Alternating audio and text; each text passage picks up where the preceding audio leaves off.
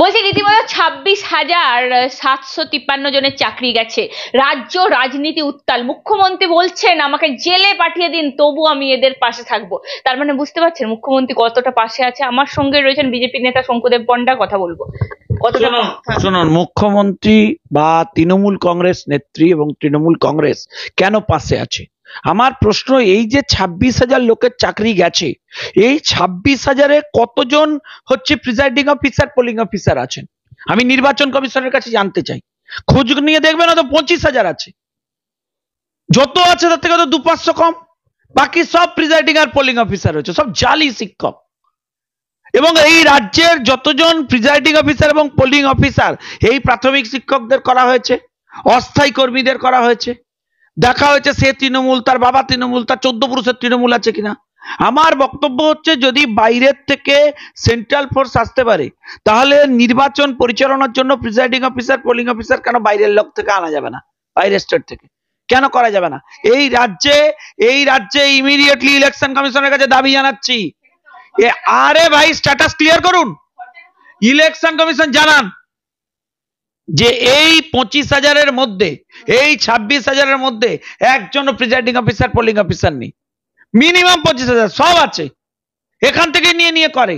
বলে তোমায় চাকরি দিয়েছি, তুমি আমার হয়ে বুথ সামলাবে না। এই যে মাস্টাররা হয়েছে সব, আমায় মার্জনা করবেন, অর্ধেক মাস্টারের বাড়িতে বাড়িতে সেদিন লোক চলে যায়, জানেন? আপনি ভাবতে পারবেন না। ধরুন অভিজিৎ বাবুর এলাকায় 200টা বুথে 200টা প্রিজাইডিং অফিসার আছে, তাদের লিস্ট কার কাছে আছে? পূর্ব মেদিনীপুরের ডিএম এর কাছে। জিএম এর কাছ থেকে পেয়ে গেছে তৃণমূল কংগ্রেস। সেই 200 জন মাস্টারের বাড়ি পশ্চিমবাংলার মধ্যে কোথাও না কোথাও তার বউ বাচ্চা আছে, তার বাড়িতে পাঠিয়ে দিয়েছে তৃণমূলের নেতাদের বাড়ির সামনে। আরে ভাই, প্রিজাইডিং অফিসার লাস্টে একটা ফর্মে সই করেন, বলেন নির্বাচন গণতান্ত্রিক প্রক্রিয়ায় সঠিকভাবে হয়েছে, শান্তিপূর্ণভাবে। রেসপন্সিবিলিটি কার? যে বুথের দায়িত্বে থাকবে প্রিজাইডিং অফিসার। প্রিজাইডিং অফিসার কার? তৃণমূল কংগ্রেসের। আমি তো দাবি জানাচ্ছি নির্বাচন আরিজ আফতাব। আমার বক্তব্য, মাননীয় আরিজ আফতাব মহাশয়, আপনি ঘুম ভেঙে উঠুন, আপনি শ্বেতপত্র দিয়ে জানান, বলুন যে হাইকোর্টের নির্দেশে এই যে 25,000 লোকের চাকরি গেছে, তাদের কতজন তৃণমূল কংগ্রেসের লোক, তাদের কতজনকে আপনার নির্বাচন কমিশন প্রিজাইডিং অফিসার বানিয়েছিল, কতজন polling officer, first polling officer, second polling officer বানিয়েছিল, জানান। এবং নোটিশ দিয়ে বলুন যে এদেরকে বাদ রাখা হলো সিস্টেম থেকে, এদেরকে নির্বাচনে পার্টিসিপেট করতে দেওয়া হলো না। ভাই আপনি ভাবতে পারবেন না, দিস ইজ তাই ইলেকশন কমিশন তাদের দিয়ে নির্বাচন করাবে যারা ইন স্টেক আছে।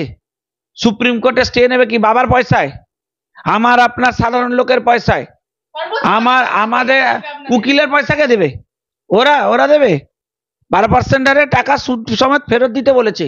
আগে যে টাকা ডাকাতি করে নিয়েছেন সেগুলো ফেরত দিন। আর যদি টাকা না থাকে, যে তৃণমূল নেতারা মাল খেয়ে আপনাদেরকে হচ্ছে চাকরি দিয়েছে তাদের বাড়িতে গিয়ে বলুন যে টাকা ফেরত দিন।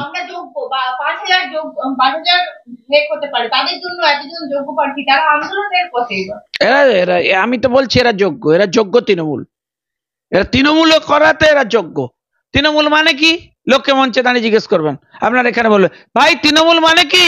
কমেন্টে আসছে দেখুন, চোর চোর চোর চোর চোর চোর চোর। আমি বলছি কার? আগে তো চোর শুধুমাত্র চুরি করতো, এখন আবার চোর মারামারিও করবে।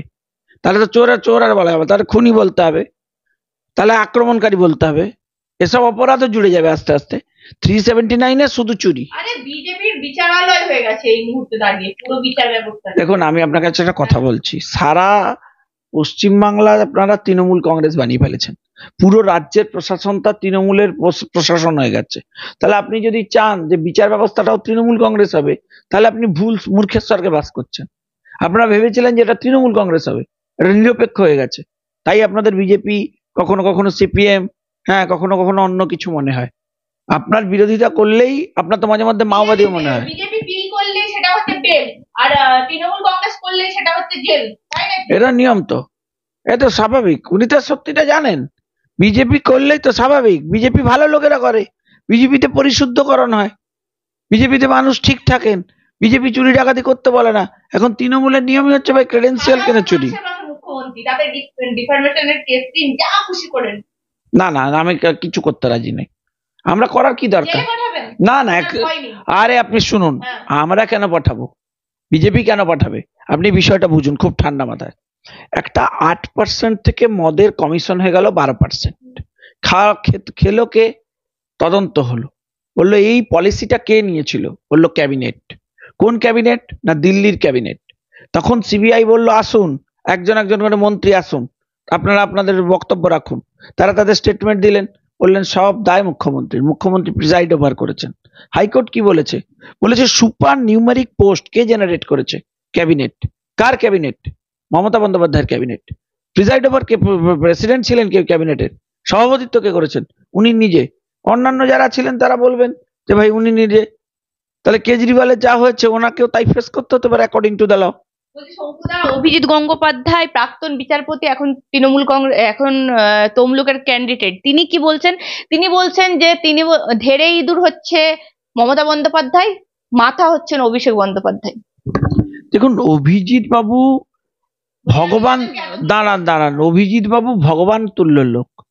তাকে কি ভাষা, কি আক্রমণ সহ্য করতে হয়েছে ভাই! আমার বিরোধিতা কেউ কোনো দলে থেকে করতেই পারেন, তিনি আমার অন্য রাজনৈতিক দলের লোক হতে পারেন, তিনি কোর্টের লোক হতে পারেন, তার আমি ক্ষমতায় থাকলে, আমি চেয়ারে বসলে আমার সেই পেশেন্স থাকা উচিত, জানা উচিত কে কি বলছেন। অভিজিৎ বাবুর মতো দেবতুল্য লোককে এই ধরনের কথা বলার কোনো মানে হয়? অভিজিৎ বাবু ছিলেন বলে আজকে আমাদের চোখ খুলে গেছে। অভিজিৎ বাবু যে অভিযোগগুলো করেছেন সেই অভিযোগগুলো একটাও মিথ্যে প্রমাণ করা গেল। আরে শুনুন মশাই, পার্থ চট্টোপাধ্যায়, ও হা হা হা হা, তৃণমূল কংগ্রেসের ওই টাকা চুরিতে উনি যা বদনাম করেছেন, তার থেকে অন্য ব্যাপারে আমি আর বলতে চাইছি না, আমি অনেক ছোট হই, সেই সব ব্যাপারে বদনাম বেশি হয়েছে তৃণমূল কংগ্রেসের। ফলে অভিজিৎ বাবু ঠিক দিকে ইন্ডিকেট করেছেন। ওই যে অভিজিৎ বাবু, ওনার জন্য ঝাঁটা, জুতো মহিলারা সব রেডি রেখেছে, কার্বলিক অ্যাসিডও রেডি রেখেছে। দেখুন, ঝাঁটা, জুতো এবং কার্বলিক অ্যাসিড দেওয়ার বদলে সিবিআই তে প্রথমবার ইন্ট্রোগেশনে যে প্রশ্নগুলোর উত্তর উনি দিতে পারেননি, পরবর্তীকালে সেটা দেওয়ার জন্য উনি তৈরি হন। পানিও খায়নি, সিবিআই এর হারামের পানি। না, এটা ঠিক বলেছেন। উনি সিবিআই এর জল কেন খাবেন? উনি তো হচ্ছে জেলের জল খাবেন। এখন উনি এখানে থাকবেন কি তিহারে থাকবেন, দ্যাটস আ কোশ্চেন। আপনি ভাবুন, একজন যুব নেত্রী, তার বিরুদ্ধে অভিযোগ কি? যুবকদের চাকরি দিয়েছেন টাকা নিয়ে। একজন যুব নেত্রী, তার সাথে কার হচ্ছে অর্থনৈতিক সম্পর্কের অভিযোগ? না কুন্তল ঘোষের। একজন যুব নেত্রী, তিনি যুবকদের চাকরি নিয়ে নয় ছয় হয়েছে, সেটা নিয়ে তিনি একটা প্রশ্ন করতে পারছেন না, তার কারণ তার বিরুদ্ধে তদন্ত চলছে। ফলে আপনি এটা ভাববেন না, ওই যাদবপুরে যতই আপনি উত্তেজিত হন, লাফান, যত খেলাধুলো শুনুন, যত খেলাধুলো করুন, লোকে এটা কোনোদিন ভুলে যাবে না যে আপনি শিব ঠাকুরের মাথাতে কি বসিয়েছিলেন, আপনি সরাসরি শিবলিঙ্গের মাথায় কি বসিয়েছিলেন। আপনি শুনুন, আপনারা এবং আপনাদের দল বাংলায় একটা কনসেপ্ট চালু করেছে যে হিন্দু বিরোধিতা করলেই আপনি হচ্ছেন সেকুলার, আর আমি হিন্দুত্বের কথা বললে আমি হচ্ছে সাম্প্রদায়িক। এটা আপনারা চালু করেছেন, উত্তর আপনাদের পেতে হবে, সময়ের অপেক্ষা। একদমই। শঙ্কুদেব পণ্ডা রীতিমতো যা অভিযোগ করলেন, বিস্ফোরক অভিযোগ। এই যাদের চাকরি গেল 26,753, তাদের মধ্যে উনি বলছেন প্রিজাইডিং অফিসার 25,000 থাকতেই পারেন। আগে নোটিফিকেশন দিয়ে জানান কারা রয়েছে এর মধ্যে। তিনি সরাসরি দাবি করছেন আগে ইলেকশন কমিশন, ভাই আপনি বাদ দিন, এদেরকে খুঁজে বার করুন, আইডেন্টিফাই করুন কেন করেছেন। আজকে নির্বাচন এখানে শুরু হওয়ার আগে থেকে সারা পশ্চিমবাংলায় সমস্ত ডিএম হচ্ছেন, তারা যে লিস্ট দিয়েছেন সেই লিস্ট প্রপার স্ক্রুটিনি হয়েছে? তাদের কি পলিটিক্যাল অ্যাফিলিয়েশন আছে কিনা দেখা হয়েছে? সমস্ত পলিটিক্যাল অ্যাফিলিয়েশন পাওয়া লোকেদেরকে প্রিজাইডিং অফিসার করে বসিয়ে দেওয়া হয়েছে বিভিন্ন জায়গায়। পুরো সারা রাজ্যেই অপারেশন হবে এবং কাউন্টিং এ ওদের ব্যবহার করা হবে। আপনি জেনুইন জিতে যাওয়া সিট কাউন্টিং এখন থেকে আমাদের প্রোটেক্ট করতে হবে, নাহলে সর্বনাশ করে দেবে এরা লাস্ট বার